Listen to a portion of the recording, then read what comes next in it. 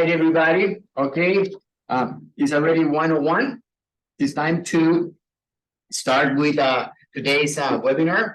It's going to be on, obviously, it's a series on commercial properties, and today we're going to touch on the topic of warehouses. It's a very interesting topic, and our friend Luis Olvera is going to be doing this presentation today. For everybody that is online, there is a chat button at the bottom of your screen, and you can type any questions that you can think of, and then Luis is gonna get those at the end, and he is gonna be responding to those questions as he gets the questions, right? And then for the people that are here in the office with us, welcome everybody. And there is a little bit of food here, and there is some water, there is some sodas on the other room over there. So feel free to just go ahead and do that while Luis is giving the presentation. So with that, I just want to read a little bit of Luis's background, so everybody knows that he's got the good credentials to be able to do these kinds of presentation. He's a Minnesota residential and commercial real estate agent, and he's been active for over 15 years. In the past, way in the past, he was the director of membership at the National Hispanic Real Estate Professionals Twin Cities chapter, the well-known NARECT.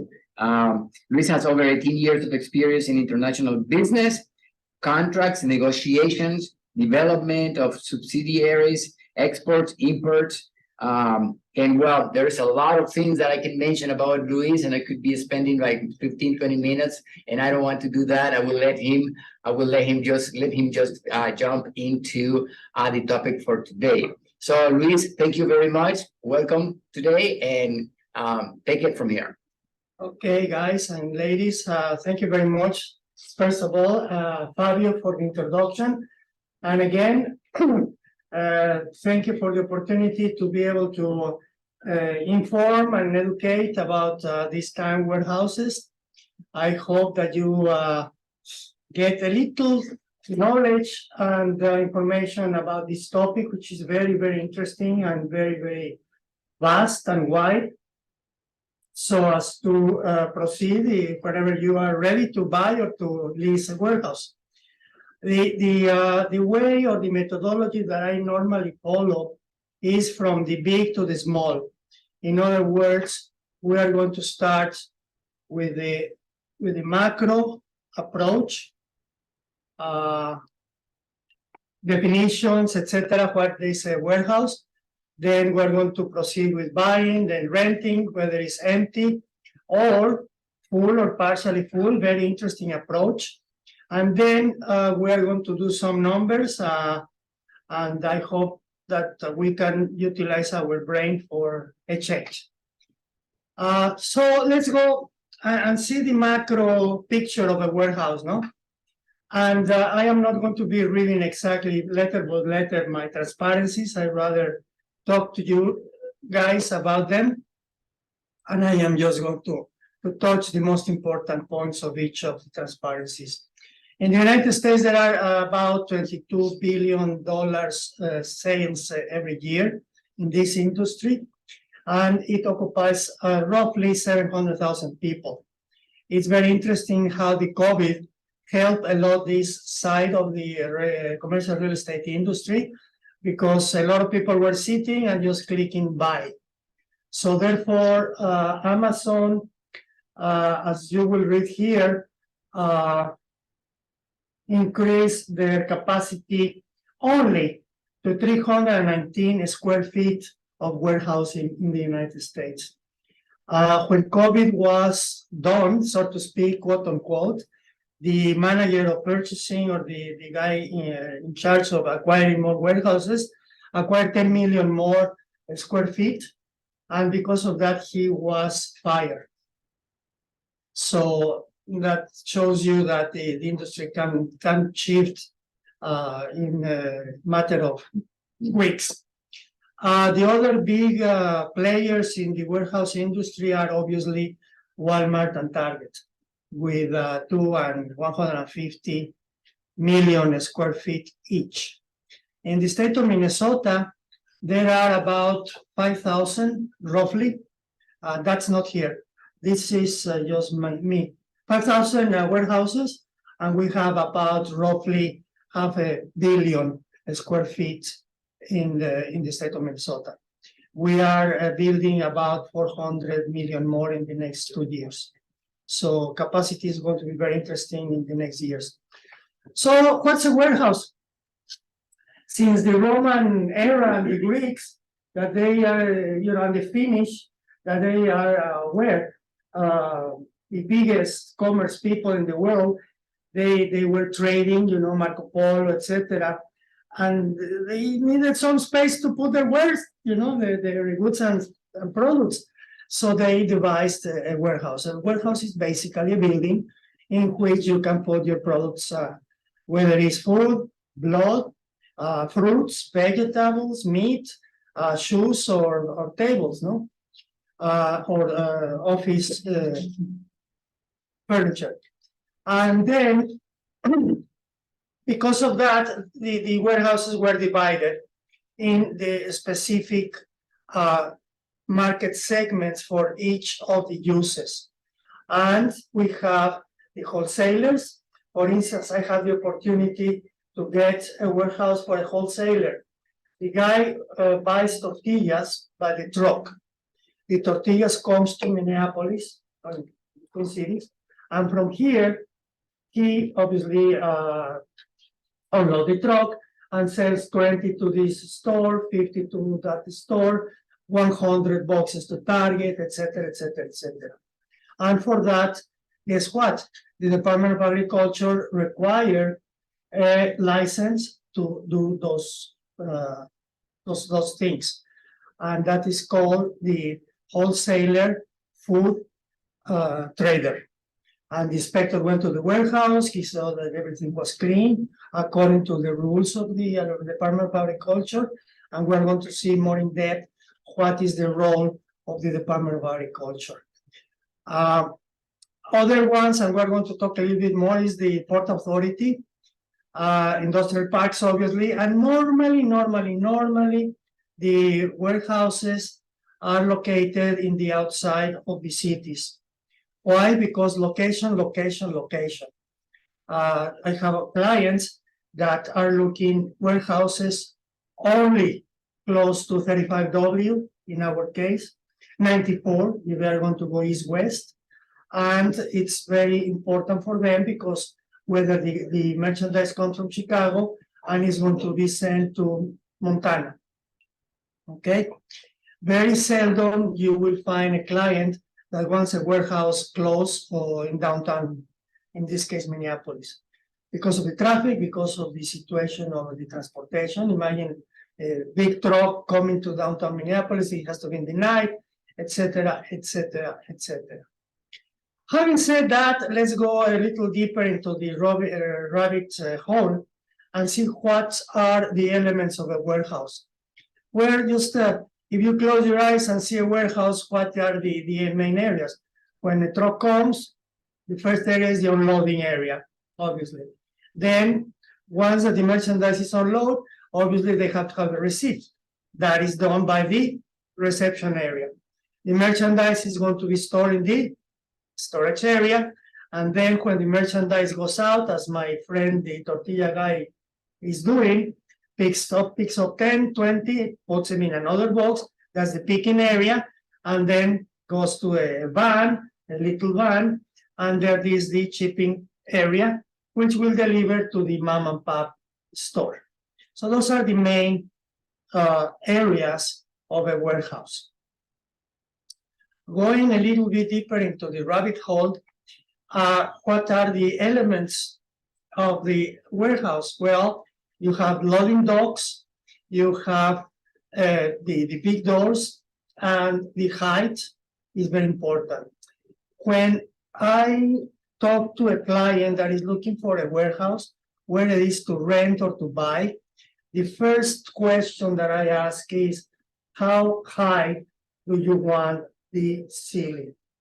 That is very important because I have another client that was going to rent a warehouse, but he was going to put machinery, and the machine was 15 feet tall. So for that reason, guess what? We needed at least 16 feet or 18 would be better, you know? Now, how is going to come your merchandise? Is it going to come in a van? Then a drive-through is sufficient. But what about if your merchandise is coming from a big truck? Then you will need a big door or a bigger door, you know? Then you probably will need some forklifts and more infrastructure machinery inside your warehouse. Because of that, if your machinery is heavy, guess what are you going to need? A thicker floor. Very important, I have another client who was bringing machinery from Texas, exporting to Germany, and we needed at least a floor that could withstand 7-8 tons per square inch. So imagine if it was not heavy machinery. So you have to be very careful. You don't want to start making dents in the floor of your warehouse, no? I commented about the cranes and the forklifts. And this is a very interesting, the second line of the second paragraph. I am putting here the ISO. I do not know if you guys and girls know about the ISO. It's the International Standard Organization. I would like to take at least 2-3 minutes to talk about this. This is going to be very important for your career. The ISO was founded in 1947 in Europe, in Switzerland, and it was because of the Second World War. They wanted to make standards for the new industries that are going to flourish, born in Europe. You remember the Second World War basically destroyed Europe. So it was a very progressive society. They were developing factories, warehouses, etc., etc. So one day, one guy very intelligently says, okay, you know what?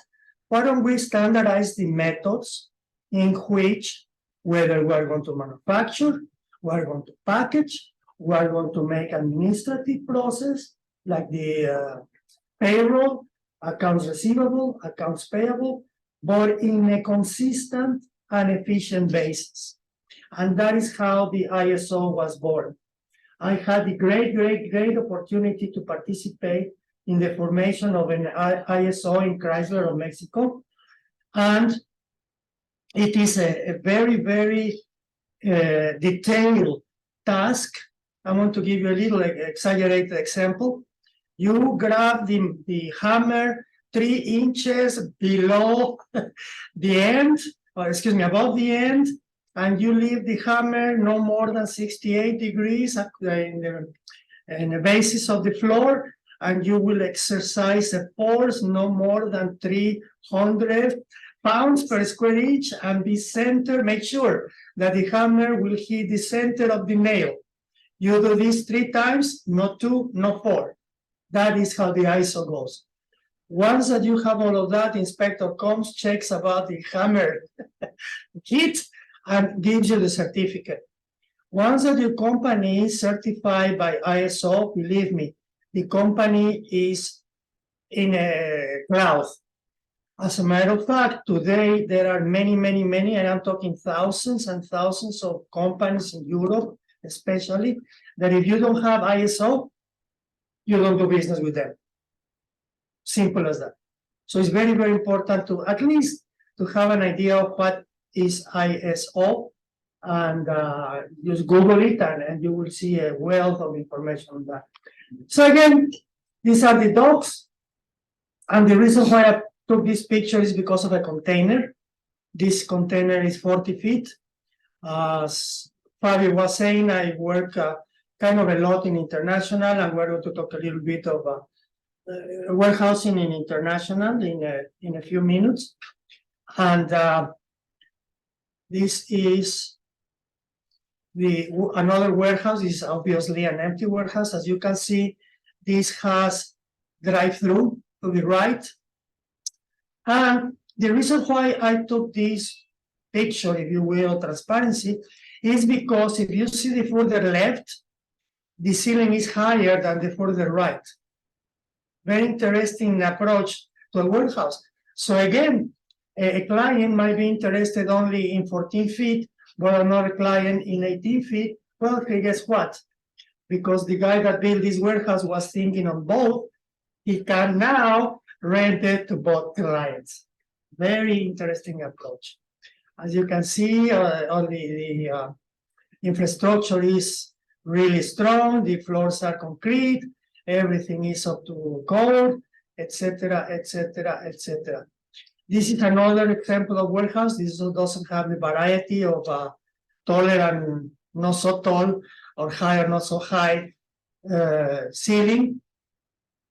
Very careful here, and this is another reason why I took this transparency, is because the landlord or the property manager or the listing agent can tell you, oh yeah, you know what, our warehouse is 18 feet high. Yes, but do you see here the air conditioner? The air conditioner is taking 2 feet from the warehouse. So in reality, my friend, your warehouse is 16. So be very careful with those little details that can make a big difference. Imagine that you sign already the lease for 5 years and you find out that it's 16 and you cannot get into this machinery. That's going to be a little problem, Houston. Okay, so be very careful with those little details. That's why you have to have, my friends, a commercial realtor, not a residential, with all the respects for the other doctors. This is another example. This is a dock, obviously, and as you can see, this is 18 plus. Big, big, big warehouse. Okay, let's see, according to the Department of Agriculture, and don't hang me, I'm just the messenger. I don't know why this is the Department of Agriculture and not the Department of Commerce that is licensing warehouses, which again, I'm just the messenger. According to these guys, there are two types of licensing in the state of Minnesota for warehouses. One license is applicable to the warehouses that are going to have household goods on, or it's called the warehouse of, and the other one is the warehouse operator. If you are going to have household goods, the name is explicit. You are going to put furniture, personal effects, small equipment like typewriters and that kind of thing. If you are a general warehouse operator, it's basically all the rest, except the last line, minerals, ore, rocks, etc. Be very, very careful. I don't think anybody's going to go that route, but inflammable drugs, now the marijuana is getting legal, etc. You have to be very careful with those things. Recreational vehicles, and also, of course, we have the self-storage, which has been a boom industry in the late 3 years or 4. Okay, so these are the basic 2 types of licensed warehouse. And again, I gave you the example. My guy of the tortillas require a wholesaler food trader. Okay, so port authority, and that is what I was telling you.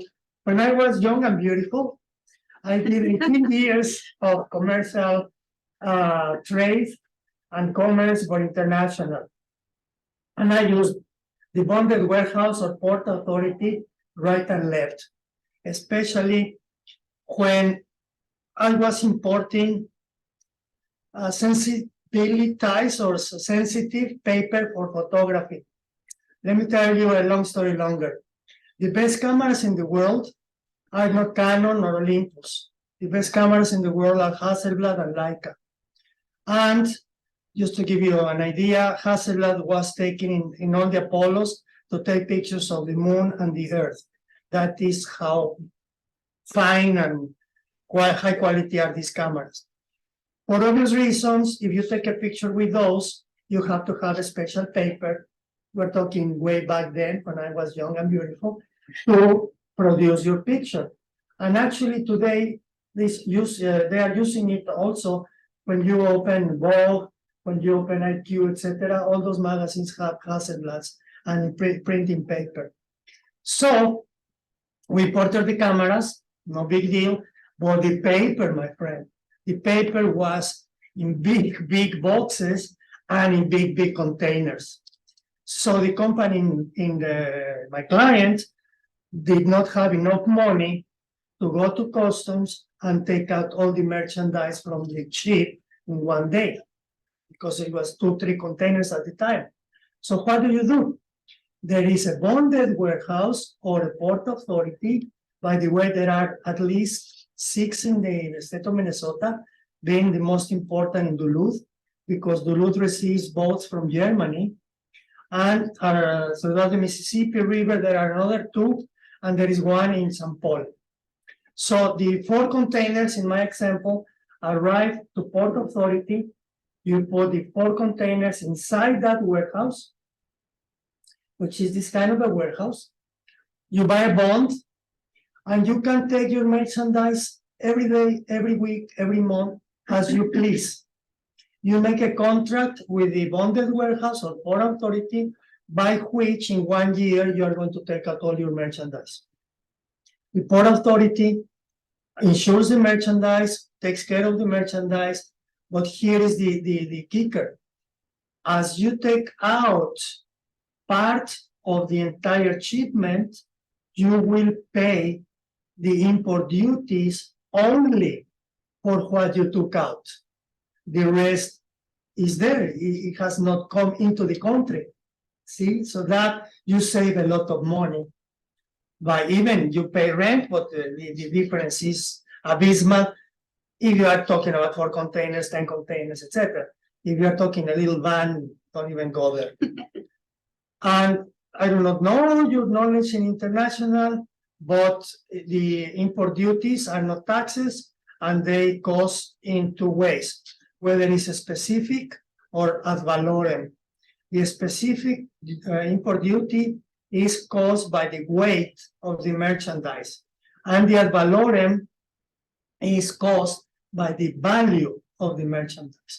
Whatever is greater, you go to the table and you pay your import duties. That is in general terms. We can talk one morning in commercial international, but let's leave it at that size. And I think it's another very interesting point for your knowledge. Another very interesting warehouse is the refrigerator or cool, and this is basically geared towards perishable goods or agricultural, pharmaceutical, chemicals, and very important, blood. Okay, this is an example of how fruits and vegetables are stored. You see the artificial climate, and of course it has to be regulated to the degree. And of course the inspectors are going to come here every other day to see that there are no worms or there are not cucarachas to devouring the fruits. Very interesting. This is the area picking, as we already know, the different areas of the warehouse. But guess what is happening? The invention of the robots. So now the picking is made by robots, my friends. So a lot of interesting things are transforming the warehouses.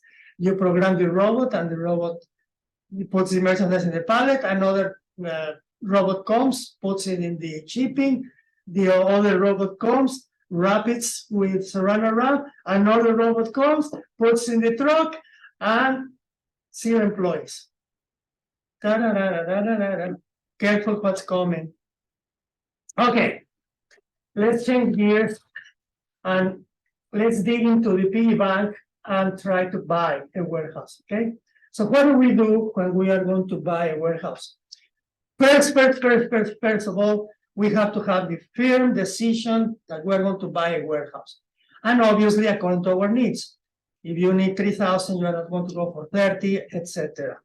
Once that you have your realtor, you talk to him, you confess to him how much money you have, where you want, what are you doing, fruits or furniture or the machinery, whatever, and then you, with your realtor, commercial, go to see 2, 3, 4 warehouses.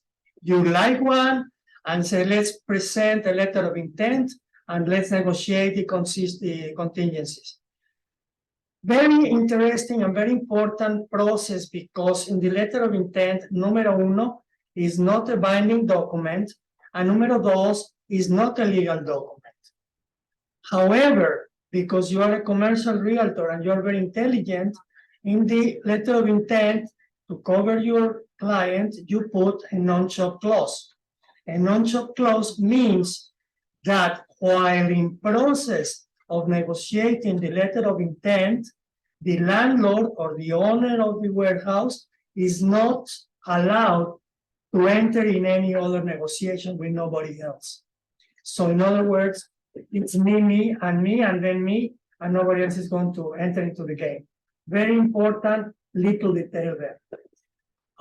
Let's say that we're going to put contingencies that if we don't get finance, if the appraised doesn't come to the price that we are buying, if the interest rate changes, you can put that contingency. Remember, in comparison to residential, commercial is the wild, wild west. We do whatever we want. Yeah, everybody's happy. We do all the contingencies. We write the purchase agreement. We put more contingencies there. We do all the inspections. Again, very, very careful with this guy, because sometimes, God forbid, especially in Minneapolis, the banker or the loan officer is going to demand, not request, demand to make a environmental inspection. And that is called phase one. Basically is 3, 5, 7 holes, depending on how big. And they take out the earth, like in National Geographic, they go to the ice and take the ice sample. They go to the laboratory determines that the underground is contaminated. Oops. And that was $3,000–4,000. If it's contaminated, according to parts per million, by the way, the report is 300 pages normally. Then you have to go to phase 2 to see how bad is the underground. In phase 2, the inspector is going to charge you 2 or 3 times more of phase 1, and more holes and more deep investigation of the contents of the earth, another report, and guess what? If that doesn't pass, meaning there are more parts per million that are allowed, then you have to do what is called a mitigation system. Just to give you an idea, my friends, a mitigation system that I had the opportunity to evaluate with an inspector of a 4,000 square feet lot or piece of land was $90,000. We are negotiating a mitigation system in Wisconsin. It is 100 acres land, and the mitigation system is $1.2 million. Who is going to pay that? The landlord says, no, I'm not going to pay because I'm leaving. I'm going to leave you that. No way, Jose. And the buyer is going to say, why? I don't want to pay something that is dirty to clean it. So it's going to be a controversy. But because you are a very good realtor, you put that clauses in the PA and or in the letter of intent. All of those are contingencies, and you can even say, you landlord pay 75% of the mitigation, or 50 or 40 or 10. You know, ask doesn't hurt. Give is what makes you poor. Be very careful with that one. You proceed after all the inspections are passed, the roof, the leaks. In warehouses, it's very important, the electricity. Imagine if you are going to make a small industrial warehouse, the 3-phase is like numero uno priority in a warehouse. Electricity, heater, especially in Minnesota, etc., etc., etc. Then you proceed to the due diligence. We're going to do the very detailed analysis of what the heck is this. We're going to search for the existing permits. I was commenting to you, the tortilla guy needs the license. If it is the middle industry, it will need according license for that particular industry that they are working, whether they are processing shoes or whatever, they have to have a license. You have to check that. You have to check the permits, local, state, federal sometimes, etc. I will go to see the police and to the fire marshal. Why? Well, the police, because what about if 5 years ago that warehouse was a center of distribution of illicit substances and you do not know. So you have to be careful there. And there are some residues of those substances in the warehouse. So you have to be careful about those things. The marshal, why? Well, basically the same. What about 3 years ago, there was a fire in the warehouse, and then came Juanito to fix the warehouse, and he didn't pull permits. We have a problem, Houston, because when the inspector comes, he's going to demand you to tear it apart, to fix it correctly, and to make another inspection. And that, my friends, is 3 times more expensive than if you did the correct way the first time. So careful, careful, careful. Obviously, we're going to involve a commercial title company. Very important to have as your friend a commercial lawyer, commercial real estate lawyer. And if everything is satisfactory, you go to close it. Okay, I have told right and left the joke that I was in a closing table the other day, and the listing agent was laughing, and she was a woman. And I said, "Why are you laughing?" "Because I am just having a baby." "What do you mean?" "Yes, because this transaction was 9 months. So I'm having a baby today." So yeah, that is how long the commercial real estate can last. Let's talk about financing. And as I commented before, we're going to have a complete hour, which not even enough to talk about financing real estate, commercial real estate. For purposes of this day today, we're going to just mention briefly these guys. Warehouses, in contrary to multifamilies, they are available for SBA. SBA is not a bank. Careful. People say or think that, oh yeah, SBA is my bank. No, no, no. SBA warranties the loan, okay? And therefore, because warranties, you give 10% down of the purchase price. If you are buying in 1 million, stay 100,000. Simple. There's another program that is 15% down. And in the further right column, you see that people with IT can execute these kind of transactions. Very interesting, number 3. Because what about if you are not going to buy the warehouse, but you are going to buy the business that is inside the warehouse? You don't have anything to do with the warehouse, but the business inside the warehouse. You can do that. Obviously, you are going to become the lessee. And be careful here, my friends, because when you become a second lessee, no, because right now is leased to the first guy that is there. So you're going to become the second, no?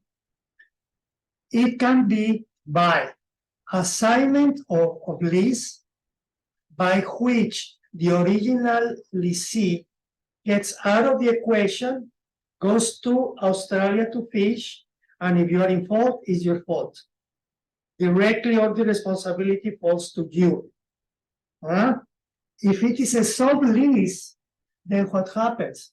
The original lessee continues being the responsible for the lease. So be very careful there.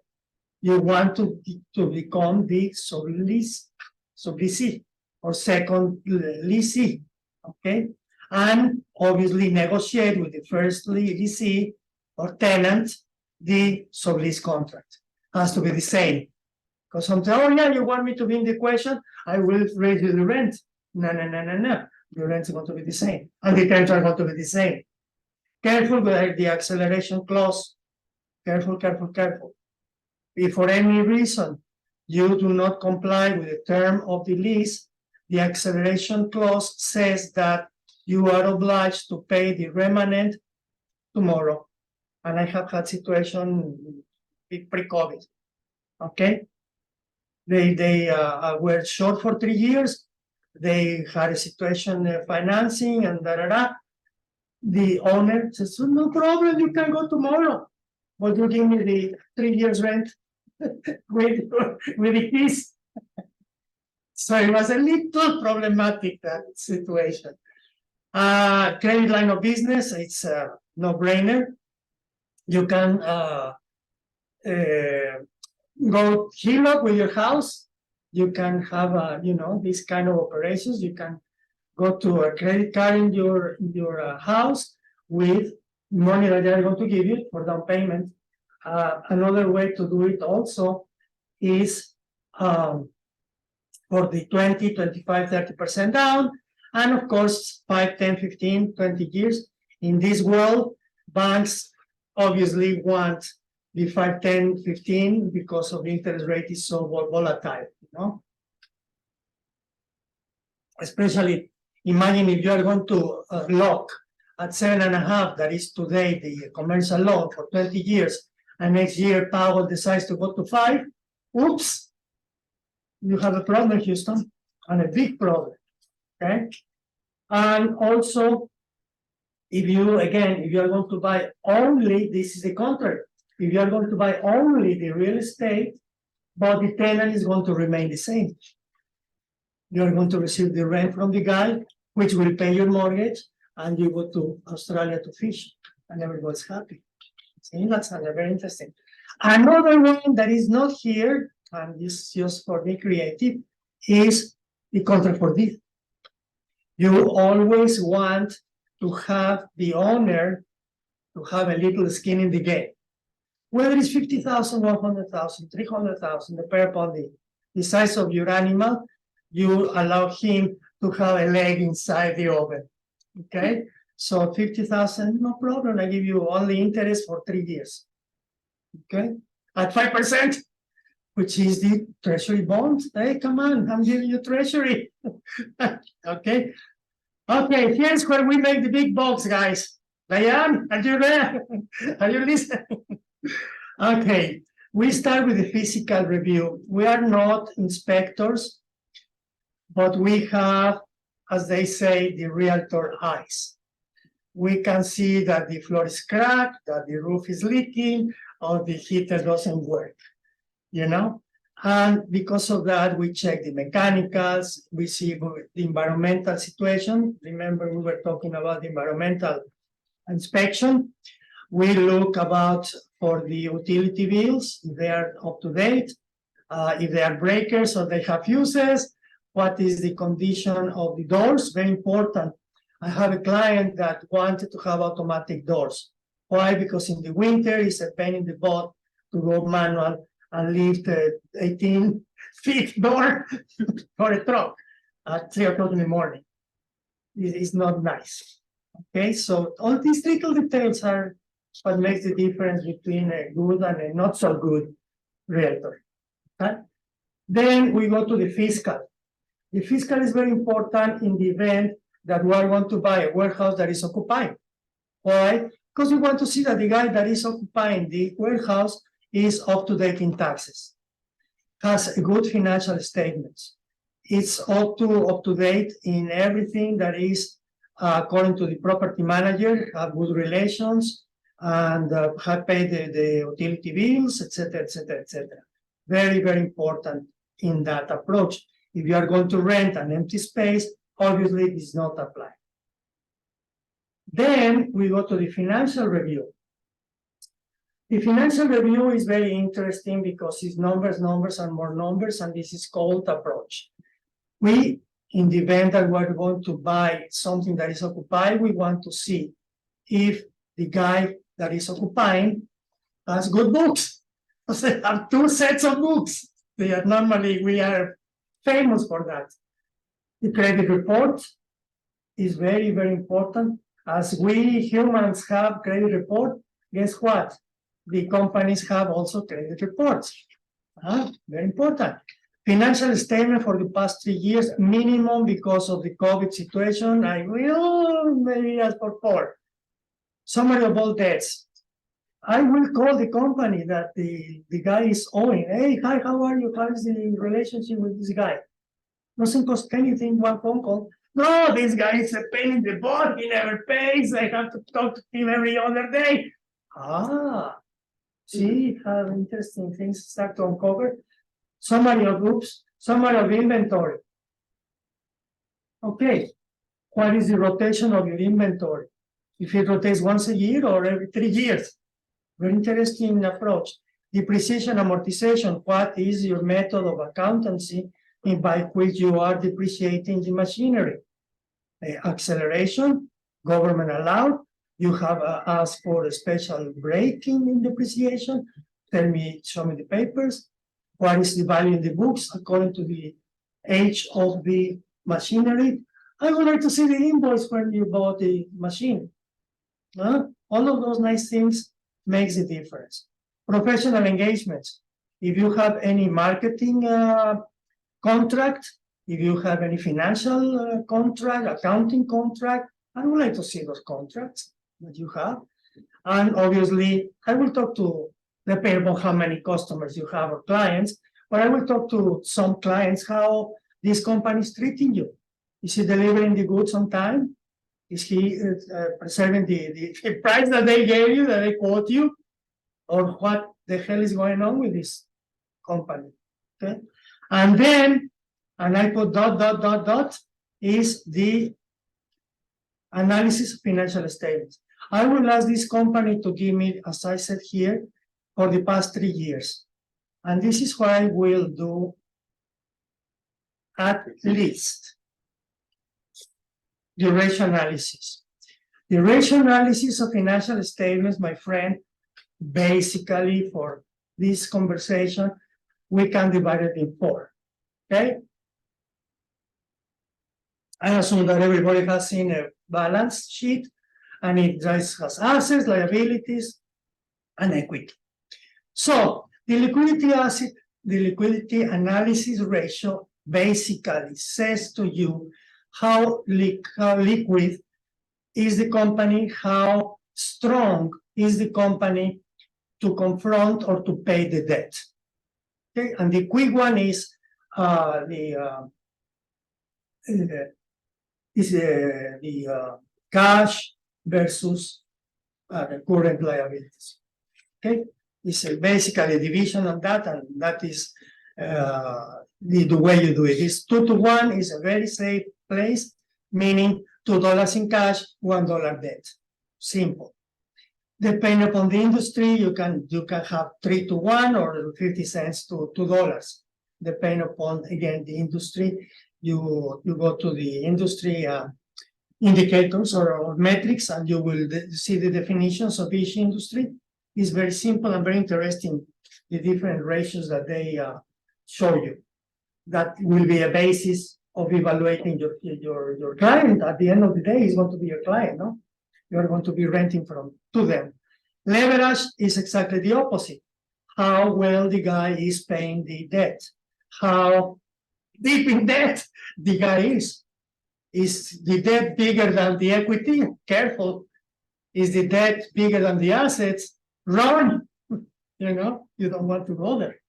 Okay. Operating efficiency. We were commenting about inventory turnover. How many times a year you are turning inventory? If you're in the fruit business and your inventory turns around once a year, you have a problem, Houston, because all the fruits are going to be spoiled. But if you are machinery, not good, they're fine. See? So all these little things make big difference. Account receivable, the same. Asset turnover is obviously another very important one. And then we go to the profitability analysis. How profitable is your company?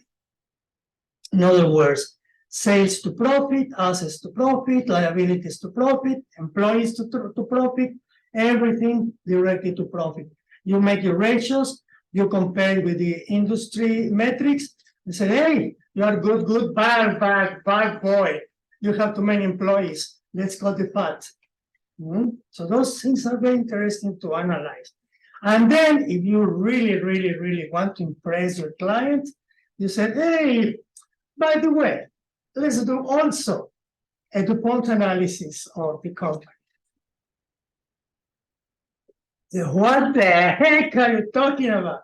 Well, Mr. Client, it happens that the DuPont company in 1927 developed a system by which they wanted to study the return on equity, not the return on investment.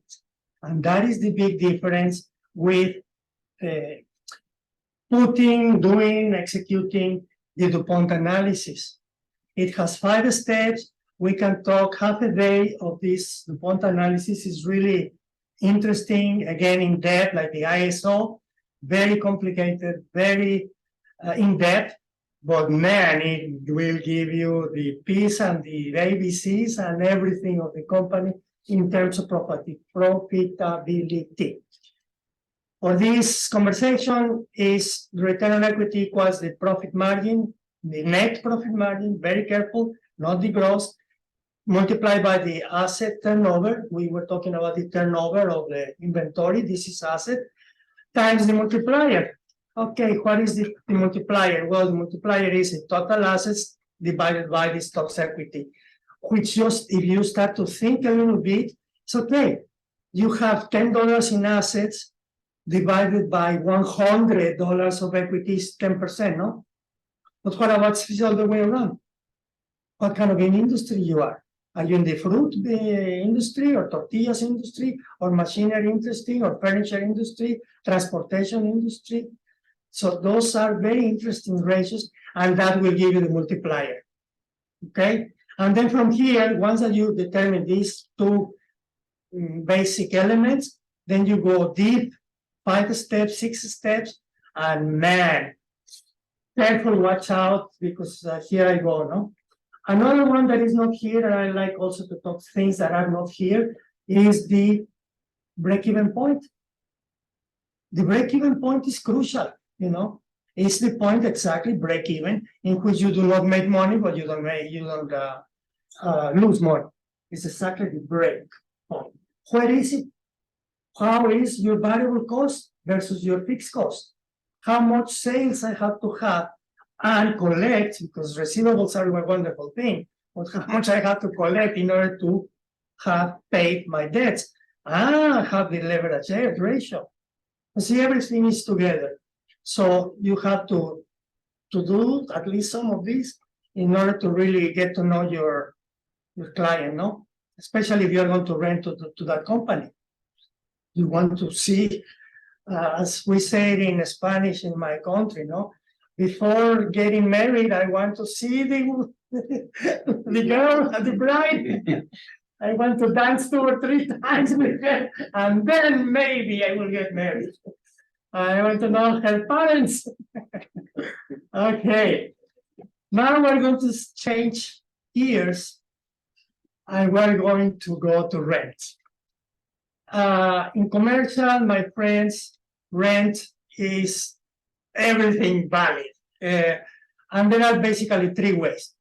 One way is what is called the triple net. And the triple net stands because of the 3 nets, which are property taxes, building insurance, and the CAM. The CAM is common area maintenance. All the expenses that the landlord makes to have the lights of the parking lots on, to take care of the gardens outside, to make sure that the sidewalks are okay, the flowers are nice, all of those, the common areas are clean, the elevator, etc. All of those are the common areas.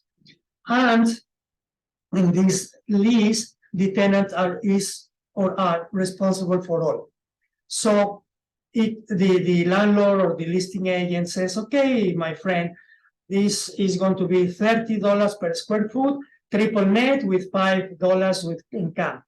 So I pay you $35 times 100 feet. It is $3,500 a month. Thank you very much. Bye-bye. You take care of everything. Obviously, she's not going to take care of your inside insurance, your inside liability. If your employee breaks a leg, it's your insurance that will pay for him. Okay, liability to third parties. However, if a tornado comes, guess who's going to pay? The landlord, because it was exterior. Okay, and that's part of the CAM. Okay, so this is one way. The other way, and this is when a warehouse is half full or half empty. The other one is the full service gross. The full service gross is some yes and some no. You have to be very careful in the lease, and you have to negotiate which expenses are in the lease, which are not. Some listing agents are very tricky. Oh, it's full gross, no problem, don't worry, everything is fine. You sign here. No. I have to see the little letters. And because the water was not included. Oh, guess what? Your landlord pays the water. Because guess what? I am processing fruit and I spend 1 million gallons a month. Careful. And the other one is the wild west. Everything goes, everything is negotiable, is modified gross, you pay this, I pay that, I don't want to pay this, you consume a lot of water, I don't consume electricity, I don't work in the nights, I just work the 3 shifts. Okay, so be careful there. This is an example of a small manufacturing company, small industry. This is a very nice business to buy, guys. You want to buy that warehouse, okay? And then let's go deeper into the rabbit hole. When you're going to rent, obviously, the property is not 100% of your liking or your needs, okay? I had an example, I negotiated, and I'm still negotiating another one in which we have to, in the present one that I'm still negotiating, we are moving 7 doors. 7 doors, as you might imagine, you have to cut sheetrock, you have to make sure that the wall is not support wall, there is no beams, and the inspector is okay, the door has to open to the right, not to the left, the hallway is there, etc., etc., etc. Careful. Who's going to pay that? The new tenant or the landlord? Well, you go to the TI, and the TI is specifically that. In the case of the warehouse, what we did was to tear apart a wall and to move the bathroom, and that gave us about 600 more square feet. And here comes another thing that is not here. And if you want to impress your client, you said, okay, but Mr. Client, I also would like to make a sensitivity analysis. Excuse me? Yes, sensitivity analysis means for each additional square foot of your warehouse, how much income are you going to have? And from that income, minus the proportional part of expenses, how much profit are you going to kick in? That's a sensitivity analysis. So, wow, man, I want another realtor like you. So that is a very interesting thing to have tenant improvements. And also, please ask for free rent. Free rent is free. Free is good. Okay. We got a client 4 months free rent. And it was not $200 a rent a month. It was really interesting. So obviously the client is very happy. With the TI, careful, because the landlord might say, okay, I'm going to give you the doors and the bathroom and the wall, It's going to be, to say simple numbers, $100. You have 100 years of lease, you are going to pay me $1 a year back, okay? Just to make it simple, okay? So all the expenses of TI are going to be repayable to the landlord, proportional amount for the life of the lease, okay? And then let's make some numbers. When you're going to buy, obviously, you want to know how much is your capitalization rate or your return on investment, your how much money you're getting back, in simple words. And that is calculated very simple, is net operating income divided by purchase price. The higher purchase price, the lower cap rate, the higher cap rate, the lower price of purchase.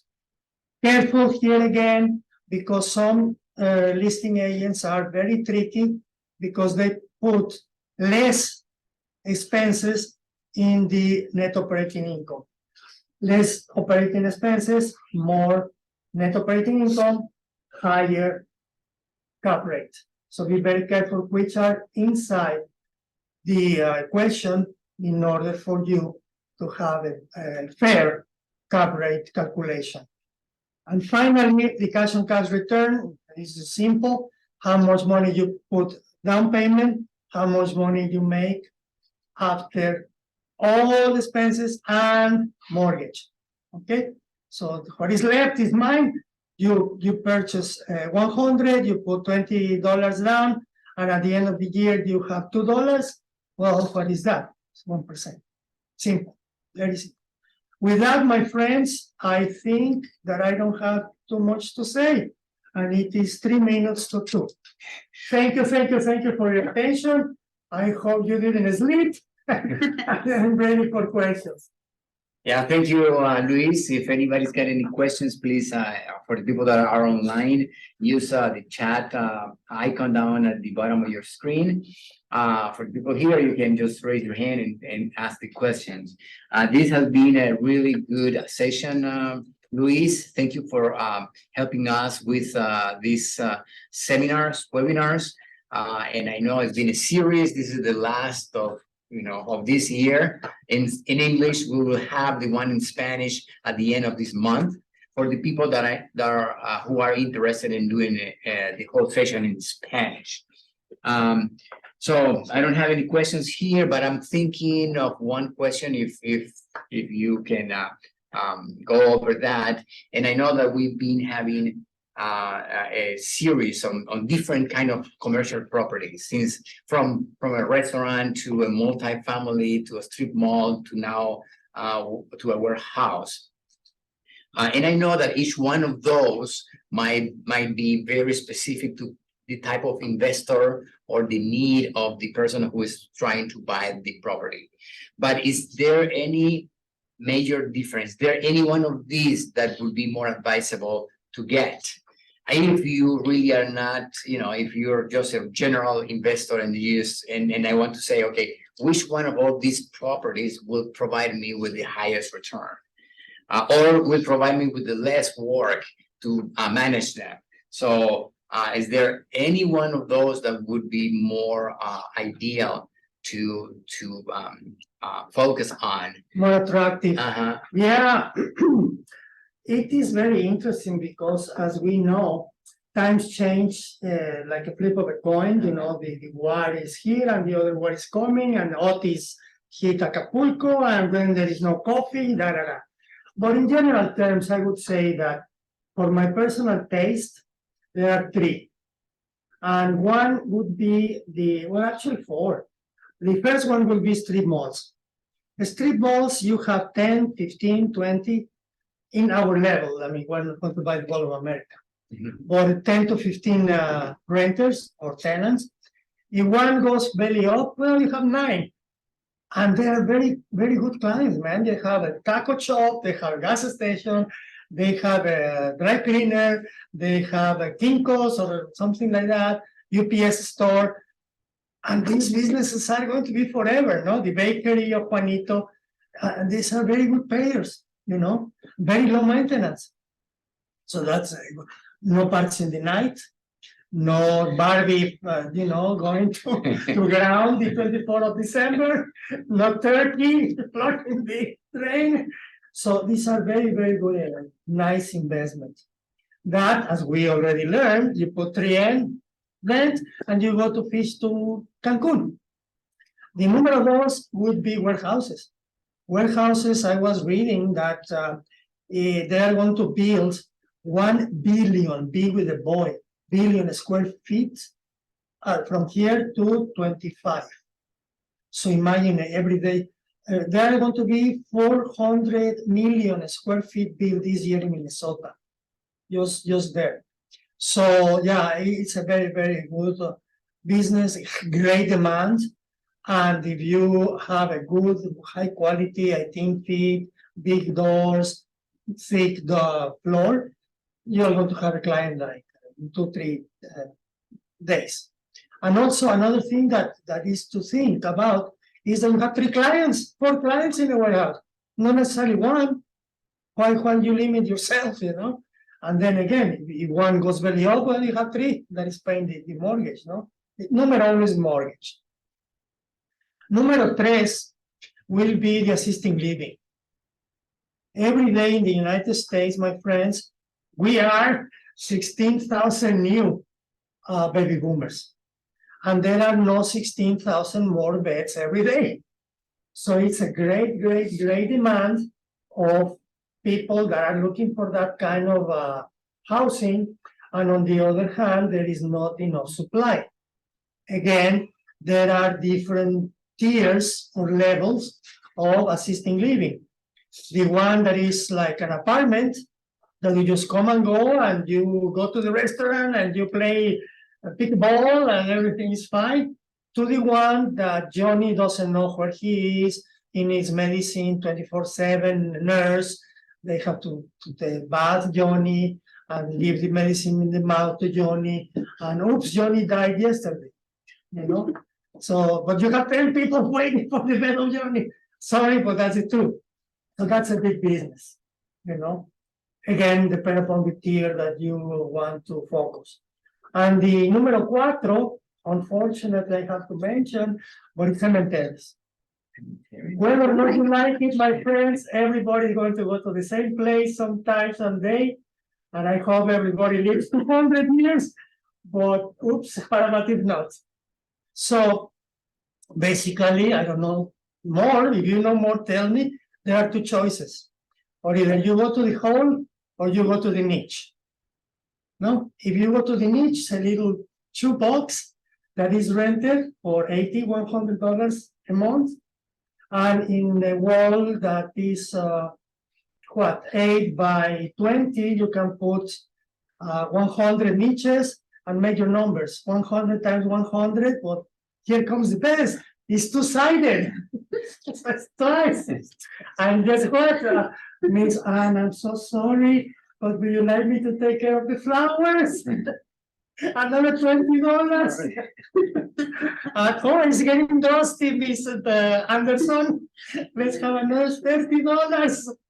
So you make a mega, and it's forever. Very quiet clients, no parties in the night, no harky party in the night, and everything is just receive. The only problem that we have, Houston, is if, but because not all of them have the same incinerator.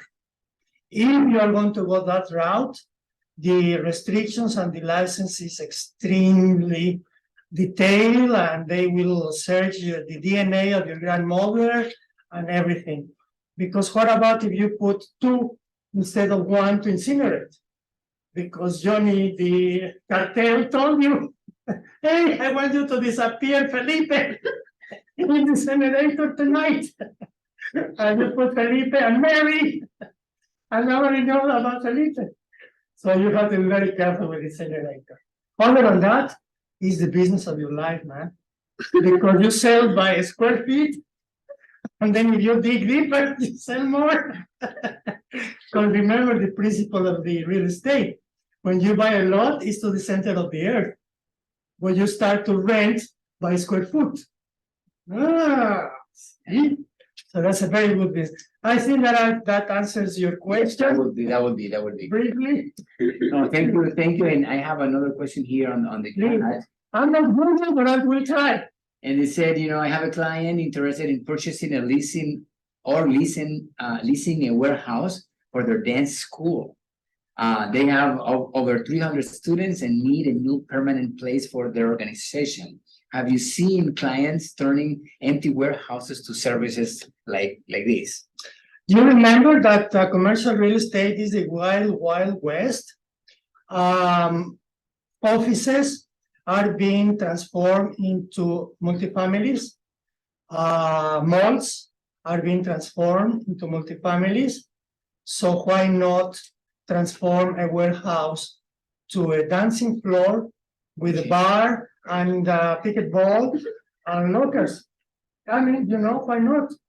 So here, this is the nice thing about commercial, that the imagination is your limit. You have, I'm serious, you can have a dancing floor with a bar.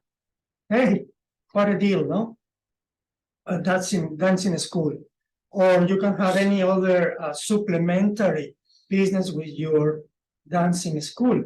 You can sell clothing or whatever for dancing events or what have you. Absolutely, you can do anything you want. If it's 300 students, I am not an expert in dancing, but I can tell you that at least you need 5,000-6,000 square feet. But you invite me to dance, huh? That's the requisite. No, seriously, yes, you can do anything you want, and we'll be very happy to help you or direct you. Yeah, maybe you can send her. I'm not sure the name. Yeah, here is my information, guys and girls. Please write it down or take a picture. And I am 24/7. Except Saturdays and Sundays, the commercial realtors don't work weekends. Okay, anyways, I don't think there is any more questions. You guys have any questions? Several, yeah, but we can, I mean, I guess my question about the cemetery, like. She likes the cemetery. That's a good idea. So how easy is it to like just buy a lot and just say this is gonna be a cemetery? The first thing that you have to do, my dear, is to see if the zoning allows cemeteries in that particular area, city, county, etc. If that is allowed, we have a deal. I will be your partner. Okay, No, yeah, that's the first thing. If it's allowed, it's downhill. so we just have to find a space that allows. it. Exactly. The backyard of your house. That's a good start. And then the zoning information is public information, right? So you can go to the city. Go to the city hall. I will go to the city. And they will give you the zoning for the whole city and tell you, okay, this is commercial, this is residential, this is warehouses, this is agricultural, or this is whatever for cemeteries, I guess. Yeah. So I had a listing and I had a client that called me and said, hey, can I do a dispensary here in your thing? And I said, well, I do not know, but there's a kindergarten in front. What do you think? So I have gone to the city and man, they are really helpful. They gave me all the zoning for all the county. And this is what you can do. This is the meaning of these terms and very, very helpful. So yeah, let's go to the city and they will be very, very helpful to you. all right, perfect. Sure. ¿Qué tan productivo sería comprar una warehouse y como en Minnesota tenemos más frío, rentarla para hacer como canchas de deporte como voleibol, soccer, eso? I have some people that have done that, exactly that approach, because exactly the situation in winter in Minnesota, no? So the only thing that you have to be very careful is the size and the height. Because for pickleball, I had a client that wanted a pickleball because it's fashion today, and they require 35 to 40 feet high. So that is high, my friend, and that's expensive. You know? So soccer and imagine volleyball not that much, but soccer, it would be kind of a situation there. Do a little homework, or ask your realtor to do a little homework. How high is the minimum required for an indoor soccer? Or you can, you know what? You can do this indoor soccer. Not necessarily the big field. Exactly, Like small a one. dome, right? Like a dome. Exactly, yes, yes, Voleibol, yes. you know, sport. Volleyball is, Mucha gente ecuatoriana en el winter time van y juegan adentro en los coliseos Mhm, y rentan, creo, pagan ahí por yeah, jugar. exactly. Yeah, that's a very, very interesting approach, sure, sure. And then in summertime, you can do something else, you know, Renta por ahí. exactly. Sure. All right, so we're just past our time here. Thank you so much, Luis. Thank you so much for you guys to come in the office today, and for everybody that has been joining us online. And as I told you, in a couple of weeks, we will have Spanish version of this webinar. For now, thank you very much, and we'll be done, and have a great afternoon. This is the 28th at the same time, 1 o'clock. Yes. Please invite anybody you want. All right, thank you. All right. Thank you. Thank you. Thank you very much for being here and hope to see you in the next one. Right. Yes.